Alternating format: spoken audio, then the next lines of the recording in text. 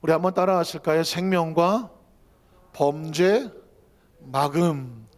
뭐 범죄 예방하기도 그렇고 또 범죄 차단 그러기도 그렇고, 하나님께서 하나님의 사람들 그 범죄를 막아주시는 장면이 성경에 있기에 그냥 그렇게 적어봤습니다. 생명과 범죄를 막는, 막음. 왜 이런 단어가 필요하냐면 성경 속에 생명의 원수가 뭘까? 당연히 생명의 원수는 죽음인데, 사망인데, 사망은 경상도 말인가요? 맹칼 없이, 이유 없이 갑자기 오지 않더라. 사망은 원인이 있어요. 원인에 의해서 결과로 다가오는 것이 사망이거든요. 그러면 사망은 결과인데, 결과는 어디서 출발하느냐? 죄로부터 오더라고요. 로마서 6장 23절 기억하십니까? 욕심이 잉태한 즉 죄를 낳고, 죄가 장성하면 사망을 낳느니라 하는 거죠. 물론 죄 이전에 욕심이라는 마음이 있지만 욕심 자체도 죄의 근원이니까, 뿌리이니까, 욕심이란 다른 것이 아니라 하나님의 말씀, 하나님의 약속에서 벗어나 다른 어떤 자신이 하나님을 무시하고 계명과 상관없이 자기 스스로 가지는 어떤 딴 마음, 그걸 뭐라고 말한다? 욕심이라고 말한다. 그 욕심이 자라면 뭐가 되냐면, 아, 이게 죄를 낳네. 이놈의 죄를 잘 키웠더니 가지고 들어온 게 사망이더라. 그러니까 죄를 차단하면 사망도 차단이 되겠죠. 그게 성경적인 의견. 저는 이제 성경학자라고 하기는 그렇지만 어쨌든 성경 연구가, 신학자라고 하기는 그렇지만 신학에 대한 논문을 쓴 사람, 설교자, 목회자, 다양하게 표현을 할 수가 있겠지만 정말 중요한 것은 뭐냐면 성경 속에 하나님의 축복의 원리를 어떻게든지 찾아내서 우리 여의도 순복 안산 교회와 성도들의 삶에 말씀 그대로 축복하게 하여 주시옵소서. 그 말씀의 권세와 약속인 번성케 하여 주시옵소서. 그것이 지금 제가 이 자리에 서 있는 사명이고 또 저의 목적이기도 합니다. 자, 그러면 사망, 죄의 원인, 죄의 결과 다가오는 이 사망을 차단하기 위해서 죄를 차단해야 되는데, 자, 생명의 원수는 죄더라. 그러면 이렇게 말할 때는 근거가 있어야 되지 않습니까? 죄가 왜 생명의 원수이냐? 그래서 성경적인 근거를 찾아보면 창세기 2장 15절 17절에 보면 이제 하나님의 말씀에서는 원리를 찾고 하나님의 의도를 찾고 하나님의 약속을 찾고 그 속에서 우리의 삶에 적용을 해야 되는 거죠. 하나님의 말씀은 머리로만 아는 것이 아니다. 하나님의 말씀은 입으로만 외우는 것이 아니다. 하나님의 말씀은 그런 게 있구나 깨닫는 것으로 끝나지 않는다. 하나님의 말씀은 내 삶에 적용이 되어야 된다. 그 말씀이 나와 같이 가야 된다. 자, 그래서 야훼 하나님이 그 사람을 이끌어 에덴 동산에 두어 그것을 경작하며 지키게 하시고, 지난 시간에 말씀드렸지만 에덴이란 기와 요초 만발하고 무슨 유리알 같이 맑은 물이 흐르고 경치가 좋고 이런 게 에덴일 수도 있겠지만, 진정한 에덴은 하나님과 함께 교통하고 교제하고 그의 약속 안에 있어서 생명이 공급되어지는 것, 다른 말로 말하면 죄가 없는 것, 그게 에덴이다. 에덴의 모형은 천국이다. 자, 그래서 여기까지 오면 하나님은 아담과 하와를 위해서 천국을 예비하며 그 생명이 번성하며 번식하고 영생하기를 원하셨다. 자, 그러기 위해서 하나님께서 원리와 법칙을 하나 선포하는데 그 사람에게 명하여 이르시되, 하나님이 말씀하시면 그 말씀은 우리를 위한 생명을 살리기 위한 약속이다. 또 법칙이다. 원리다. 그러니 이것은 두말할 것 없이 적어서 가슴에 새겨서 눈 똑대기 뜨고 그대로 가야 한다. 믿으십니까? 자, 동산 각종 나무 열매는 내가 임의 자유, 이건 뭐라? 하나님이 허락한 것은 우리가 아무리 선택을 해도 법에서 벗어나지 않는다. 말씀 안에 있을 때 하나님은 그것에 대해서 책임과 우리에게 문책을 하지 않는다. 우리는 어디 안에서 자유한가? 하나님의 말씀 안에서, 명령 안에서, 원칙 안에서 자유하다. 자, 내가 임의로 먹되 나 선악을 알게 하는 나무 열매는 먹지 말라. 그래서 이것을 금단의 열매, 하나님께서 금하신 것이라고 말한다. 제가 나중에 얘기하겠지만 선악을 알게 하는 나무 열매는 사람의 소관이 아니다. 뒤집어 말하면 선악은 누구만 결정하실 수 있다. 선악은 하나님의 소관이다. 그래서 사람끼리 앉아서 야, 네가 옳다 내가 옳다, 어떤 사람이 정한 원칙 안에서는 뭐 학설로 말할 수가 있고 논리로 말할 수 있을지 모르지만 인생의 삶의 근원적인 문제에 관해서 어떤 사람도 그 근원적인 문제 안에 있는 사람이지 사람을 창조하지 않았기 때문에 선과 악은 사람이 결정하지 않는다. 좀 더 구체적으로 말하면 선이란 하나님 말씀 원칙 안에 있을 때 선인 것이고, 말씀에서 떠나가면 그게 악이 되는 것이기 때문에 그 선악을 주체로 하시는 분은 하나님이지, 사람이 자기 마음대로 이건 선이고 저건 악이다 할 수 없다. 이게 하나님께서 말씀하시는 원칙이다. 죄란 뭐냐? 선악을 먹지 말라 하면 먹지 않는 게 선이고, 만약에 먹으면 어떻게 나? 내가 먹는 날에는 다른 말이 아니라 선을 넘었기 때문에, 선을 넘었다는 것은 방향에서 벗어났기 때문에 그건 뭐라고 말한다? 죄라고 말한다. 죄의 결과는 반드시 예외 없이 어떻게 된다? 죽으리라. 죽음이라는 단어는 영과 혼이 분리됐을 때 이 3차원에서는 죽음이라고 말한다. 하나님의 관점에서 죽음이란 뭐냐? 하나님과의 관계에 있는 영혼이 하나님과 차단되는 것을 죽음이라고 말한다. 믿으십니까? 자, 여러분이 알고 계시기도 하고 또 중간중간에 혹시 하고 비워진 부분을 제가 연결해서 채워 놓고 있는 것입니다. 그래서 여러분 수도 없이 많이 들었지만 죄라고 하는 것은 헬라어로 하마르티아라고 말한다. 그러면 하마르티아는 뭐냐? 저기 있는 벽에 화살 관역판이 있다면, 동그란 화살편이 있다면 화살을 쏘면 어디로 가야 되죠? 관역을 맞춰야 돼. 똑바로 날아가야 돼. 그런데 이 화살을 쐈는데 이게 오조주를 했는데 어떻게인지 모르지만 삐뚤어 날아가서 저 옆으로 날아가더라. 저 옆으로 날아가면 이 화살은 관역을 맞지 못하기 때문에 그 궤명에서 벗어나서 삐뚤어 가는 삶을 뭐라고 말한다? 죄라고 말한다. 지금 그래서 나는 지금 잘 가고 있느냐? 하나님께서 원하시는 방향으로 잘 가고 있느냐? 아니면 삐뚤어 가고 있느냐? 틀리 가고 있느냐? 이걸 매일 매순간 점검하는 것을 신앙의 지혜라고 말하고, 지금 여기서 반성하고 체크하고 바꾸지 아니하면, 여기서 볼 땐 조금 틀린 것 같지만 가보면 완전히 딴 데 가서 놀고 있다. 그러면 관역을 벗어났기 때문에 결과는 온전히 누구 책임이다? 본인의 책임이다. 그래서 인과 응보라고 말한다. 사람이 어떻게 심든지 심은 대로 거둬질 수밖에 없는 것이다. 나중에 다른 소리를 하면서 하나님이 살아계시면 왜 나한테 이런 일을 당하게 했느냐? 하나님도 원망하고 원통하시지 라고 하시는 얘기도 하실 수 있다. 그러나 그 원인은 하나님에게 있는 것이 아니라 내가 여기서 처음부터 화살을 잘못 쏘았기 때문이다. 그래서 방향을 바꾸려면 어떻게 되느냐? 가던 방향을 수정을 해서 관역으로 돌아와 다시 가는 것을 뭐라고 말하냐? 뭐 그냥 들어만 두세요. 메타노이아라고 말하는 회개라고 말한다. 회개란 뭐냐? 잘못된 방향을 올바른 방향으로 수정하는 것. 이걸 회개라고 말한다. 우리가 왜 반성을 하는가? 반성이란 뭐냐? 뒤돌아봤더니 내가 방향을 잘못 정했다. 방향을 잘못 정했으니 깨달았으면 원래 모습으로 와서 다시 가는 거다. 그래서 그것을 회개라고 말한다. 누가복음 15장에 탕자를 보면 탕자가 방향을 잘못 정해서 아버지를 떠나서 저 먼 곳으로 갔다. 이게 관역인데 저쪽에 가면 자유로울 것 같아서 출발했더니 가봤더니 누가 기다리고 있냐면 돼지가 기다리고 있더라니.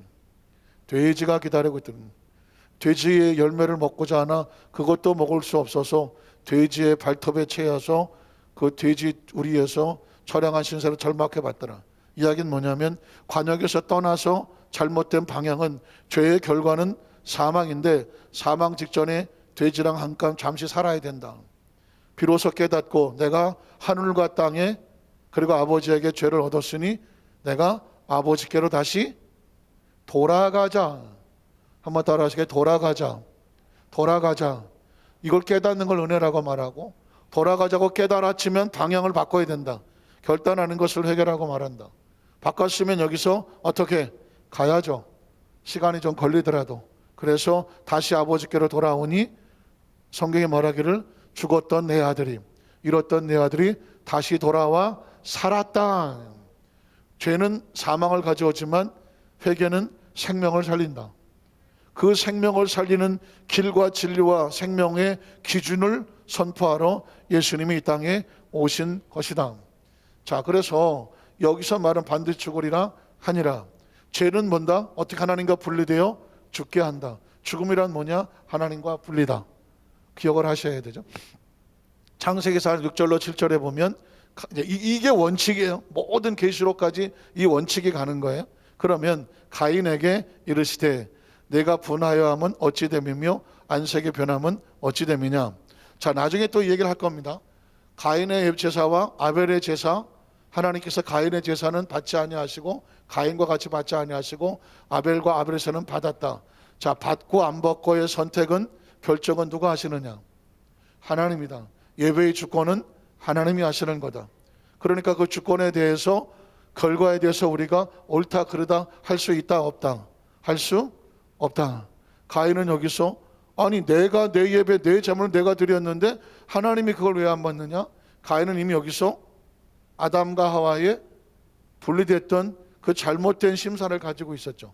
그 하나님께서는 가인을 살려보겠다고 찾아가서 대화를 하는 중인데 하나님께서 네가 마음속에 선이란 뭐다?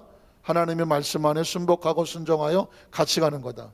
네가 인생처 내 말과 내 원칙에 따라 같이 움직여서 내가 원하는 제사를 드렸다면 네가 내 앞에서 얼굴을 들지 못할 이유가 없지 않느냐.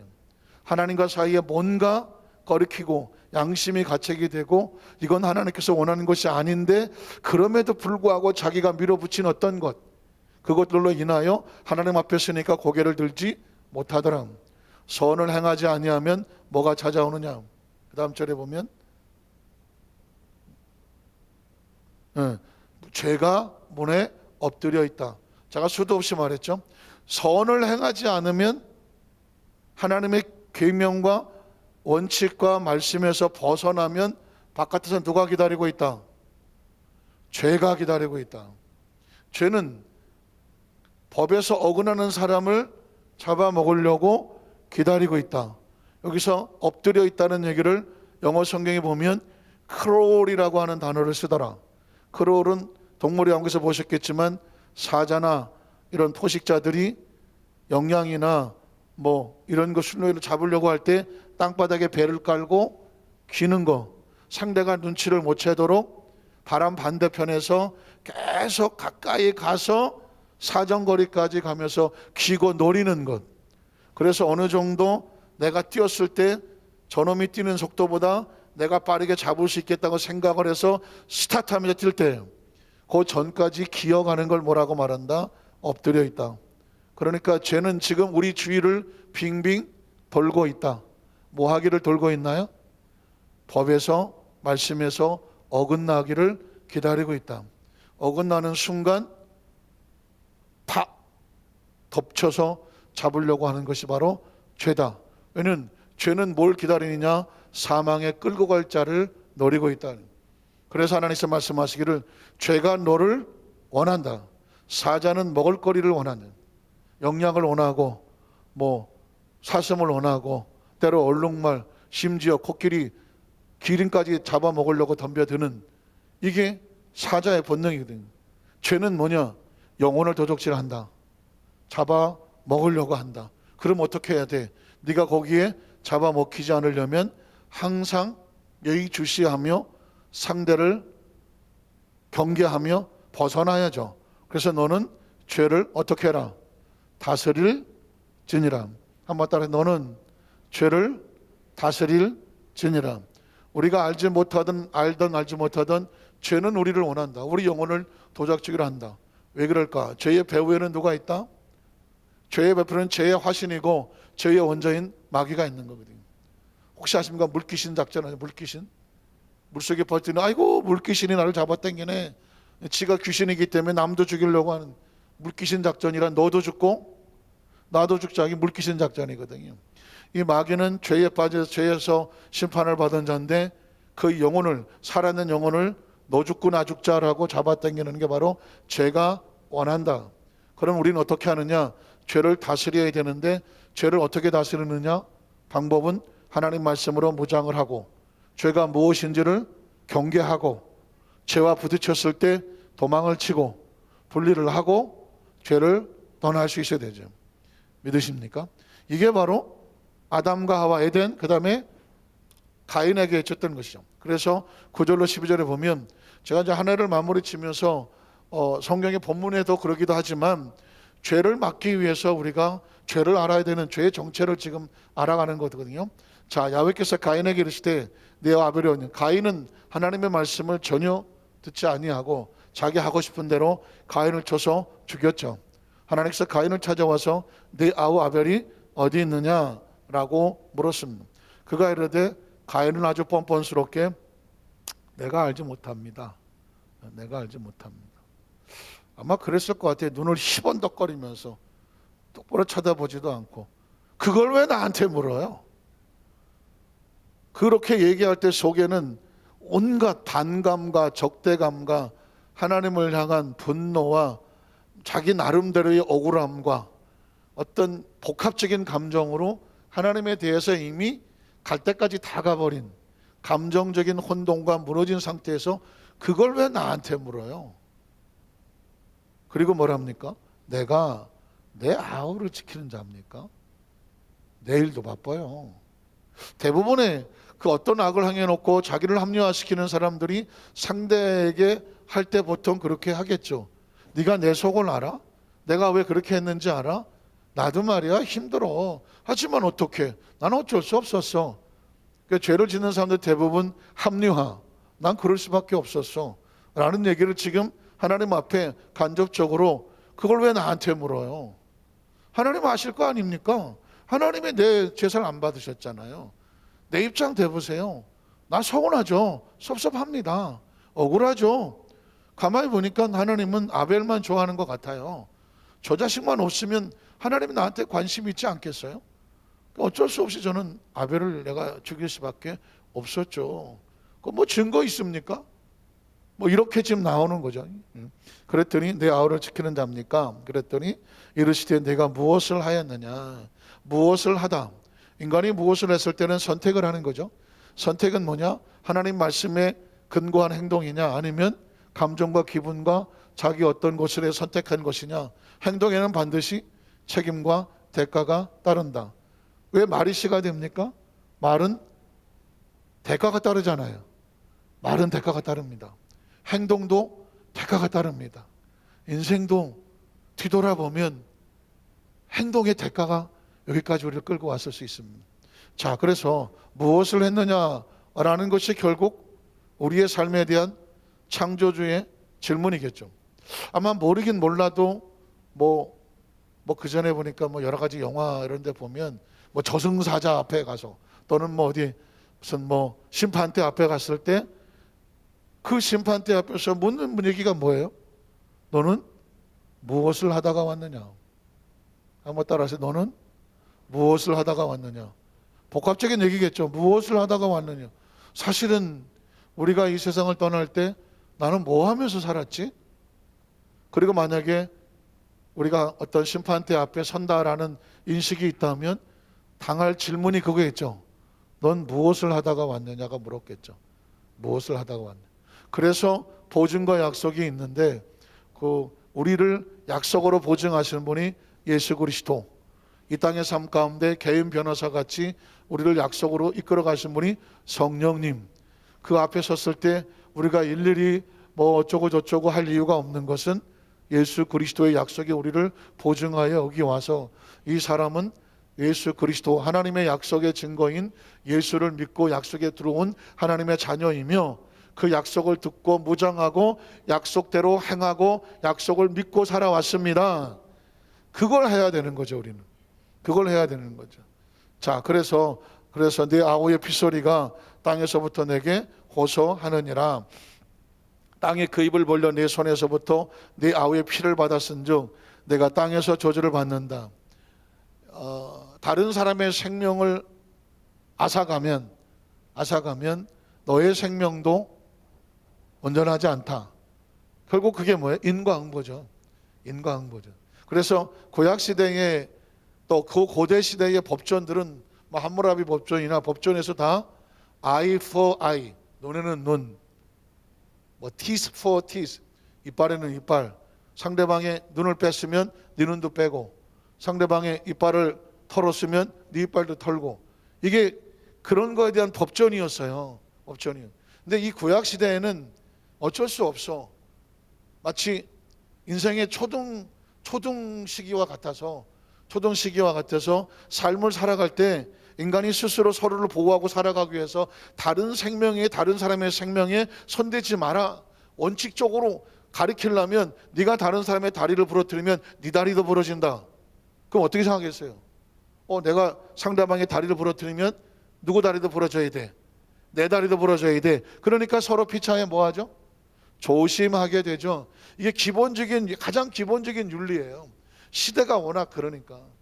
요즘 아이들은 뭐 태어날 때부터 스마트폰을 들고 나오지 않나. 걔네들이 하는 게임의 세계나 그들의 세대는 MZ세대라는 20대 미만 또 20대 초반의 세대에는 우리 세대하고는 전혀 다른, 인류 자체가 종족이 달라. 대화도 다르고 언어도 다르고 사고도 다르고 그들이 가지고 추구하는 세상도 달라. 그렇게 마치 생각하면 우리 이전의 세대는요, 도덕과 윤리 이런 기준들이 다 다르겠죠. 그런 과정에서 여기까지 오면서 어쨌든 가인의 대가는 그대로 저주로 임하게 되더라. 저주란 단어가 뭐예요? 그건 죄의 대가는 심판과 같은 거죠. 자, 그래서 그 다음 절에 보면 내가 밭을 갈아도 땅이 다시는 효력을 내어주지 아니할 것이요. 결과입니다. 죄에 대한 결과예요. 내가 밭을 갈아도 땅이 다시는 너는 땅에서 피하며 유리한 자가 되리라. 자, 에덴 동산이 그랬고 가인이 그랬어요. 그런데 도대체 성경은 무슨 얘기를 하고 있나? 창세기에 보면 죄의 기원이 나오고 죄의 대가가 나오는데 창세기 6장에 보면 죄의 심판이 나오는 거죠. 그 심판이 나는 거예요. 제가 여러분에게 지금 성경을 본문만 따박 띄어서 보통 설교 그렇게 하게 되는데 이렇게 수요일날 말씀을 강해식으로 풀게 되면 성경을 이렇게 흐름을 다 말씀을 드릴 수가 있는 거죠.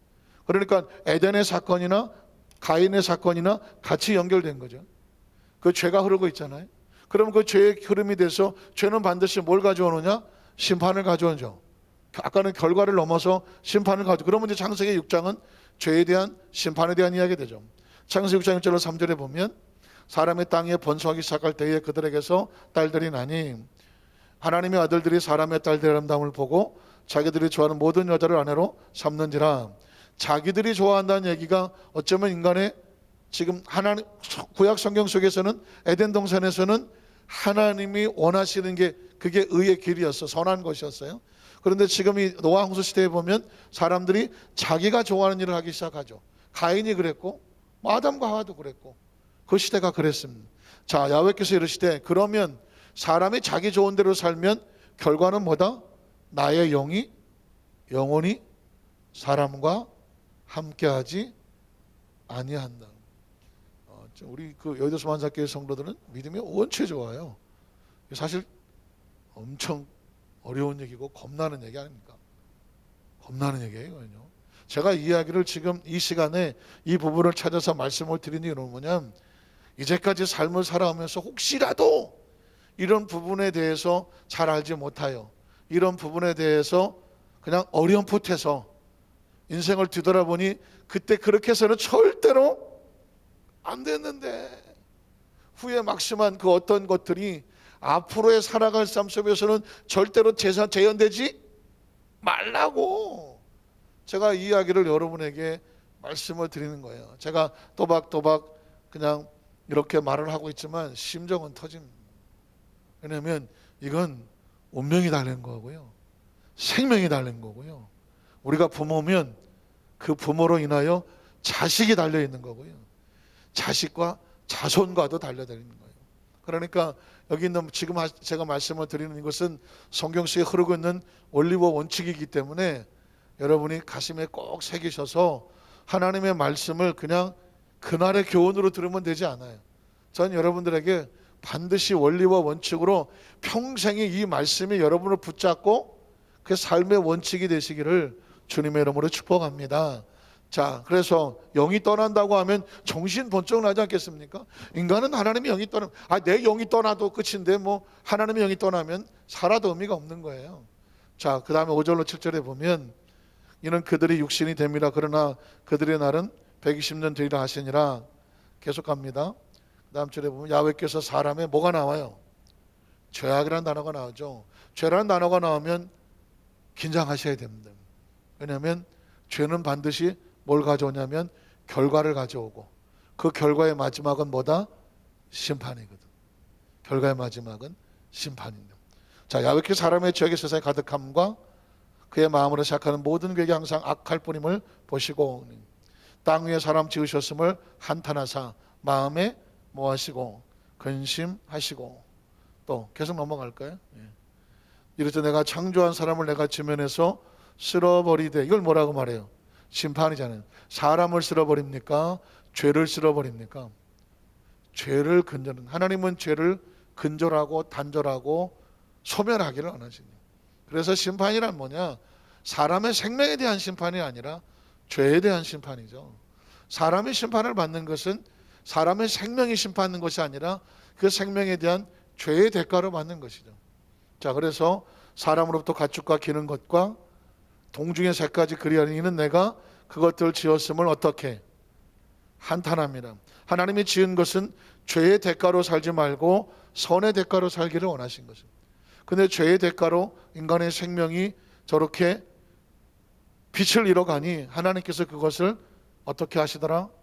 한탄하시더라. 그래서 11절 13절에 보면 죄는 결과를 가져오고 결과의 마지막은 심판인데 다른 말로 말하면 끝이라는 표현을 쓰더라고요. 그때 온 땅이 하나님 앞에 부패하여 포악함이 땅에 가득한지라. 하나님 보신즉 땅이 부패하였으니 이런 땅에서 모든 혈육 있는 자의 행위가 부패함이었더라. 하나님이 노아에게 그랬을 때 모든 혈육 있는 자의 포악함이 땅에 가득함으로 그 끝날 한번 따라하시게 끝날을 다른 말로 말하면 심판의 날. 가끔씩 영화에 보면 지구 최후의 날, 둠스데이, 무덤의 날, 최후 심판의 날. 결국은 이는 모든 단어들은 뭐냐면 죽음이라는 단어와 같게 되는 거죠. 그 끝날이 내 앞에 이르렀으니 내가 그들을 땅과 함께 멸하리라. 끝날이야. 자, 그러면 이게 성경의 창세기에 쭉 그러다 보면 18장에 오면 소돔과 고모라가 나와요. 우리 창세기 20장이니까 얼마 전에 한 거죠. 소돔과 고모라도 자, 야훼께 이르시되 소돔과 고모라에 대한 부르짖음이 크고 거기에 뭐가 있어요? 죄악이 심히 무겁다. 그러니까 소돔과 고모라가 제 아무리 뭐 화려하고 뭐 빛과 번쩍하고 한다고 할지라도 거기에 들어있는 단어가 죄악이라고 생각하면 이거는 죄는 반드시 뭘 가져오죠? 결과를 가져오죠. 결과의 끝은 심판인 거예요. 이건 지금 남의 나라 이야기도 아니고 우리 생명에 대한 이야기입니다. 왜냐하면 생명과 범죄 마금이니까. 우리 생명도 마찬가지입니다. 생명은 번성하고 장성하고 하나님께서 원하시는 기쁨의 대상이어야 되는데 그 생명에 만약에 죄악이 오염이 되어버리면 어떻게 될까요? 심히 무거우니 그 다음 절에 보면 내가 이제 내려가서 그의 모든 하는 것이 과연 내게 들린 부르짖음과 같은지 그렇지 않은지 내가 보고 어떻게 보고 알려 하노라. 그래서 23, 25절에 가보니까 아브라함이 가까이 나가는데 주께서 의인을 악인과 함께 멸하라 하시나이까. 그 성중에 의인 50명 있을지라도 주께서 그것을 멸하시고 50 의인을 위하여 용서하지 아니하시겠습니까? 주께서 이같이 하사 의인을 악인과 함께 죽이심은 부당하오며 의인과 악인을 같이 하시는 부당한 세상을 심판. 뭐에 대한 심판이죠? 죄에 대한 심판인데 여기 의로운 사람이 있으면 죄의 심판하신 하나님께서 의를 심판하실 수는 없지 않습니까? 라는 아브라함이 그 논리를 편 거죠. 그러나 죄에 대한 것은 반드시 뭐가 있다? 심판이 있더라.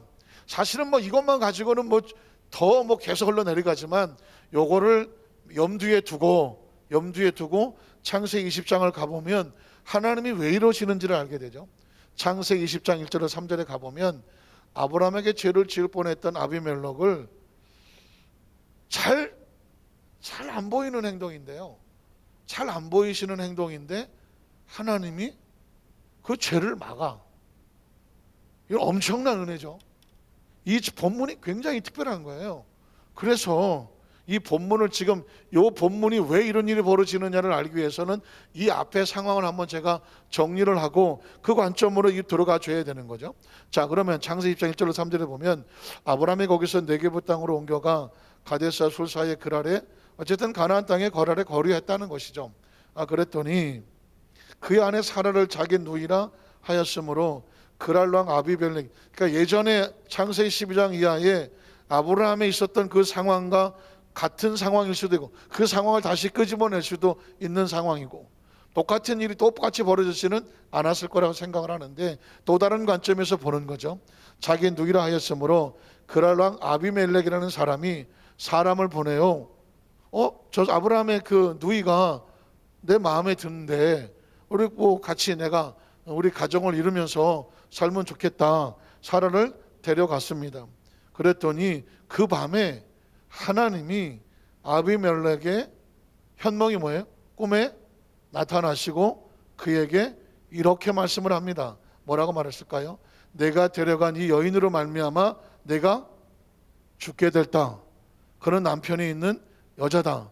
네가 남편의 여자를 네가 임의로 그를 취하였으니 그걸 뭐라고 말한다? 죄라고 말하는 거죠. 네가 오늘 밤에 죽을 것인데 네가 그렇게 돼 죽음이란 항상 원인이 있다. 그 원인은 뭐냐? 죄다 하는 거죠. 죄라는 거죠. 여기서 사실은 좀 지나가서 봅시다. 남편이 있는 여자입니다. 그랬더니 그 다음 절에 보면 아비멜렉이 그 연을 가까이 하지 아니하였으므로 그가 대답하되 주여 주께서 의로운 백성도 이 사람도 하나님을 아는 사람인 것은 확실하죠.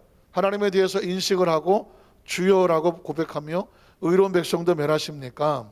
이유가 뭐냐면 그가 나에게 이는 내 누이라고 하지 않았습니까? 그래서 그 여인도 그를 내 오랍이라고 하였으니 나는 남편이 있는 여자를 내가 취한 것이 아니라 나는 온전하고 순수한 마음으로 보통 남녀가 그렇게 결혼을 하는 것처럼 그 여인을 나의 아내로 온전하고 깨끗한 마음으로 그를 초청해 왔을 뿐입니다 라고 말합니다. 그랬더니 하나님께서 뭐라고 말하냐면 이 도둑놈아 하는 것이 아니라 하나님의 꿈에 또 그에게 이르시되 내가 온전한 마음으로 이렇게 한 줄을 나도 알았다. 죄가 없구나 알았으므로 그래서 어떻게 합니까? 너를 막아라는 단어가 나옵니다. 한번 너를 막아. 너를 막아 내게 범죄하지 아니하게 하였나니 라는 구절을 앞뒤 자르고 그것만 딱 가졌다고 하면은요 우리가 오늘 하루 묵상을 하게 될 때 아니 평생을 묵상하며 이런 기도 제목이 나와요. 하나님 내가 잘 모르거나 원치 아니하여 어떤 죄의 모습이나 죄의 어떤 곳에 내가 빠지게 되거나 연루가 되거나 하려고 할 때 아비멜렉을 막으셨던 것처럼 누구를 막아 주시옵소서? 나를 막아 주셔야지. 나를 막아 주셔서 하나님 앞에 죄를 범하지 않게 하여 주시옵소서.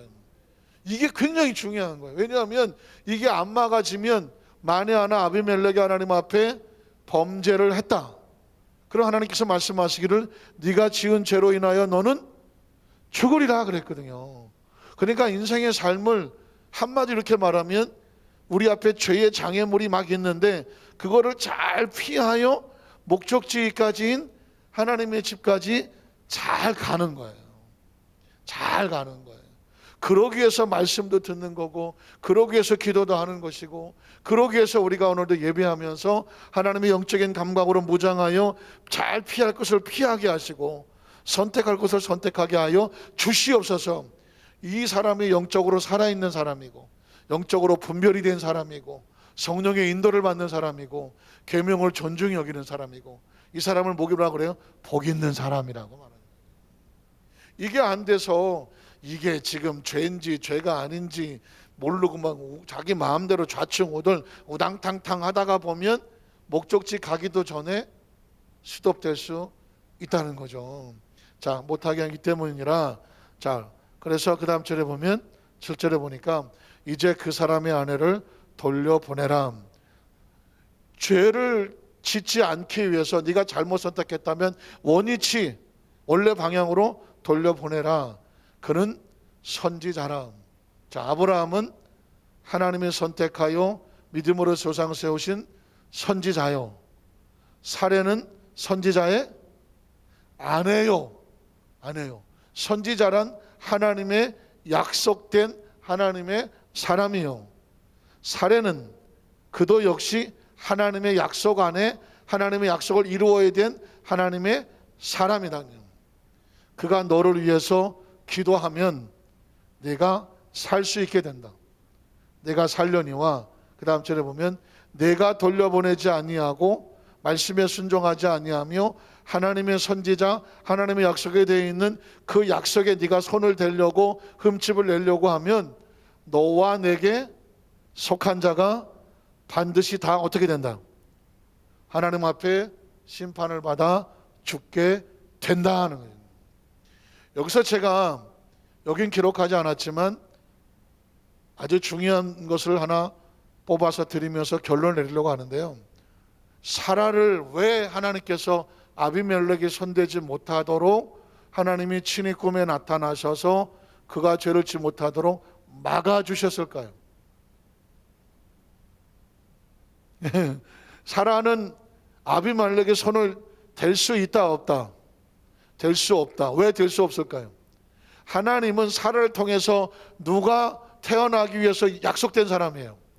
사라를 통해서 이삭이 그 뱃속에 임신하여 이삭의 약속의 자녀가 나와야 될, 아브라함도 약속된 선지자고 사라도 엄밀히 말하면 약속된 선지자고, 그리고 그 속에서 엘리에셀이라는 종도 아니고 하갈의 아들인 이스마엘도 아니고, 하나님의 약속은 누구한테 가야 되나?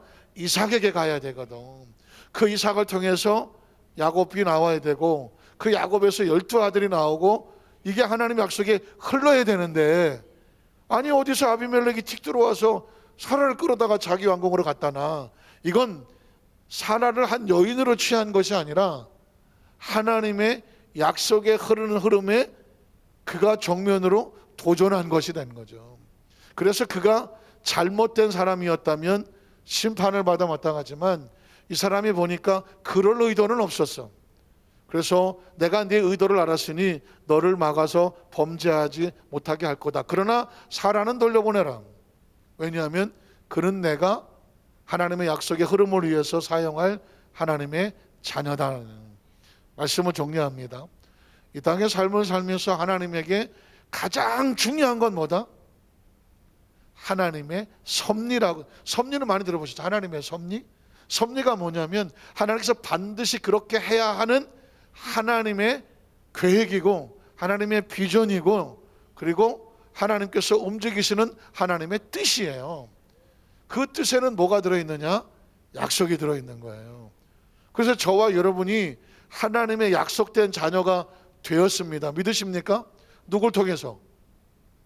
예수님을 통해서. 영접하는 자, 곧 그림을 믿는 자들에게는 하나님의 자녀, 하나님의 자녀란 뜻이 뭐예요? 하나님의 그 속에 계획을 갖고 있어. 마치 아브라함이나 사라처럼 그 이삭을 낳든지, 아니면 하나님의 계획을 그 사람 통해서 일하고자 하는 하나님의 꿈이 우리 속에 잉태되어 있다니까. 우리도 이삭을 낳아야 돼. 자식을 낳는 게 아니라 갑자기 잉태한다니까는 나는 남자인데. 남자든 여자든 하나님이 우리 안에 이삭에 대한 꿈을 주셔서 자식을 낳아야 돼. 그 자식이란 뭐냐? 하나님께서 우리를 통해서 일하시고자 하는 하나님의 계획이요, 하나님의 섭리예요. 그러면 이 약속과 섭리를 하나님이 이루시고자 하는데 세상이 막을 수 있어요, 없어요? 막을 수 없다니까. 아비멜렉이 못 막잖아요. 막으려 들면 하나님이 심판을 하시고자 하잖아요. 그리고 제가 지금 계속 얘기했지만 하나님의 약속은 선포하셨으면 약속을 끝까지 이루어 가시더라. 그래서 우리 여두수 만산교회 성도들은 이 약속에 들어와서 약속을 가슴에 새기고 약속의 대상자가 되면 반드시 뭐 할 수밖에 없고 번성할 수밖에 없고 크게 번성할 수밖에 없고 그 앞에 길을 뻗어 나갈 수밖에 없다니까. 사랑하는 자애가 뭐예요? 약속이라니까. 예수를 구주로 믿음으로 말미암아 하나님이 세상을 사랑하사 그 약속 안에 사랑하는 자여 너의 영혼, 너가 누구냐? 하나님의 약속의 꿈을 잉태케 한 내 영혼이 잘된과 같이. 영혼이 왜 잘돼야 될까요? 나를 위해서? 아니라니까. 하나님의 약속을 위해서. 사라가 왜 안전해야 될까요? 사라를 위해서? 아니라니까. 그에겐 그가 낳아야 될 이삭이 하나님의 약속이 있기 때문에 사라는 반드시 보호가 돼야 돼. 믿으십니까? 아브라함도 복을 받아야 돼. 왜냐하면 약속을 하셨잖아요. 너와 네 자손이 이로 인하여 천하 만민이 복을 받으리라. 그러니까 우리가 이제까지 신앙생활을 해오면서 그리고 삶을 살면서 아예 패러다임을 제가 바꿔놓는 거예요. 우리는 운명과 팔자로 살지 않는다니까. 솔직히 이때까지 운명과 팔자로 사는 줄 알았잖아요. 제가 직장생활도 해보고 뭐 야간 대학도 다녀보고 군대 생활도 해보고 뭐 해보니 이게 정확하지 않으면 어떻게 새로운 단체에 들어갈 때마다 내가 어떻게 될라나 늘 불안하잖아. 어머니 뱃속에서 나올 때 우리 안 불안했어요? 이분들은 나보다 믿음이 온치 좋구만. 뱃속에 어린아이가 피덩어리 얘가 뭘 믿고 태어나는 거예요? 엄마 아버지 좋은 엄마 아버지 만나셨네. 그렇지 않은 사람은 어떡할 거야? 제가요 이때까지 우리가 한 100살 산다고 치고 잘못 말했네. 120살 산다고 치고 이제 한 절반 살았잖아. 보니까 뭐 4분의 1 사신 분도 있고 2 사신 분도 있고 뭐. 그런데 이제는 어떻게 사냐면 내가 내 인생을 염려할 일이 없는 거예요. 걱정할 일이 없는 거예요. 살아봤잖아. 우리가 태어나 지금까지 오면서 내가 염려 근심해갖고 내가 원하는 대로 여기까지 왔냐고. 뒤돌아보면 진짜 별의 별일이 다 있었잖아요. 그럼에도 불구하고 저와 여러분을 죽이려고 했던 그 엄청난 세력들이 왜 없었겠어? 무너뜨리고 망하게 하고 뭐 옆길로 가게 하고 유혹도 있고 장애물도 있고 별일 다 망했다니까. 아파 보기도 하고 뭐 쓰러져 보기도 하고 빈털터리가 돼 보기도 하고 했을 거 아니에요. 그런데 그래서 많이도 울었잖아. 몸도 아프고 속도 상하고 소화도 안 되고 잠도 못 자고 힘들었었잖아. 하나도 안 그런 것처럼 나만 그래, 나만. 그런데 지금 보니까 성경을 팔아야 하나님이 약속을 주셨는데 너는 반드시 잘 될 수밖에 없어. 내가 널 반드시 잘 되게 할 때 네가 왜 걱정을 해? 네가 왜 잠을 못 자? 내가 너를 반드시 심히 크게 번성하게 하고 너를 통한 하나님의 영향력이 나타나게 하고 내 영혼도 잘 될 것이고 성령 충만할 것이고. 왜? 그래야 내가 하나님 일을 하니까. 범사가 영통하게 할 것이고 뭐 로또에다가 코인에다가 뭐 뒤지지 않아도 먹이고 입히는 건 누가 하신다고? 하나님이 하신다고. 염려 근심하는 건 이방인들이 하는 거라고. 이방인은 뭐야? 약속이 없는 사람들이 하는 거라고. 그러니까 예수님이 하신 말씀이 그냥 다 뚫리잖아. 수고하고 무겁다고. 왜 수고하고 무거워요? 약속을 모르니까. 다 내게로 와라. 내가 너희를 편히. 어떻게 쉬어? 지금 당장 월세가 걱정이고 지금 남편은 직장이 되나 마냐고 애는 지금 뭐 힘들고 나도 지금 잠도 못 자고 있는데 뭘 쉰다는 거예요. 그래서 뭐 교회 가서 앉아 있으면 좀 쉴라나. 교회 가서 앉아 있다고 쉬나? 여전히 내 마음에 근심은 잔뜩 한데 뭐 여기 앉아 있으나 밖에 있으나 뭘 차이가 나? 교회에 앉아 있어서 쉬는 게 아니라 하나님의 약속이 깨달아 내가 누군지를 알아줄 때요. 아, 내가 왜 근심하고 걱정하고 억울하고 속상하고 지나간 옛일에 아유 그놈의 새끼 내가 지금 그냥 저거 그냥 옛날에 왜 그런 사람 이런 걸 가지고 살지? 내 인생에 그런 거나 원망하다가 끝날 그럴 가치 없는 삶인가? 아니라니까. 이제까지 삶은 은혜로 하나님 나를 만들어 주신 거고 이후의 삶은 하나님이 만들어 가실 거예요. 그래서 2021년이 멋진 어떤 것이고 22년의 희망과 기대를 가지고 그래 내년에는 더 좋은 일이 일어났다니까. 아 이건 제가 확신한다니까 여러분. 제가 여러분에게 말씀하는 거 여러분은 잘 된다니까. 잘 될 수밖에 없다니까. 왜냐하면 제가 성경 속에 발견한 말씀이 그렇고 약속이 그렇고 하나님이 그렇게 하시도록 그러니까 뭐 졸지도 않는다 주무시도 않는다 뭐 낮에 해가 뭐 상하지 않는다 밤에 달도 너를 뭐 실족하지 못하게 한다 야외로 너를 실족하게 하지 않는 자다. 왜 이런 얘기가 줄줄이 있느냐고. 그냥 뭐 그런 얘기 들으면서 마음이나 편안하고 아유 그냥 순간이나 그냥 아유 주여 그렇게 되기를 원하나이다. 아이고 죽겠네. 아이고 다리야. 이게 아니고 존재 자체가 우리의 머리털까지 다 세신 바 된 다음에 이 시간 위에 의식과 사고 속에서 그래 하나님이 하신다. 믿어보자. 어차피 뭐 인생이 믿음이지 뭐 내가 내가 아이들을 보면 걱정하지 마라. 너 하나님이 너 멋지고 아주 아름답게 만들어 줄 거예요. 왜냐 약속이 그래. 그래서 저는 요즘 성경 속에서 하나님의 약속이 뭐 그냥 죽을 이제 막 여기저기서 파기만 하면 돼.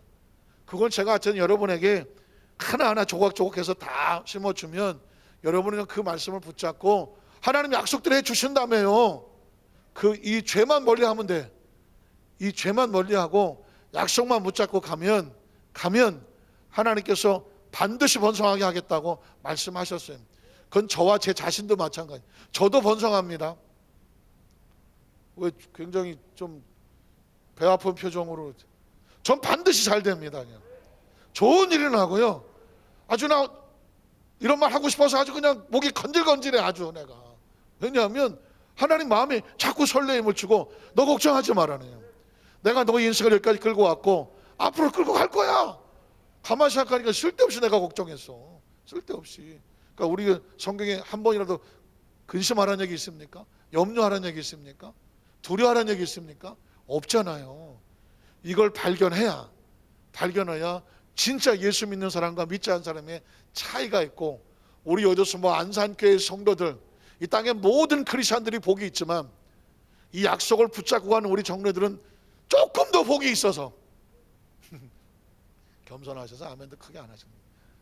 조금 더 복이 있어서 그 약속 그대로 이루어진 것을 우리 성도들 다니면서 간증해서 하는 영광을 돌리는 우리 성령 되시기를 주의 이름으로 축복합니다.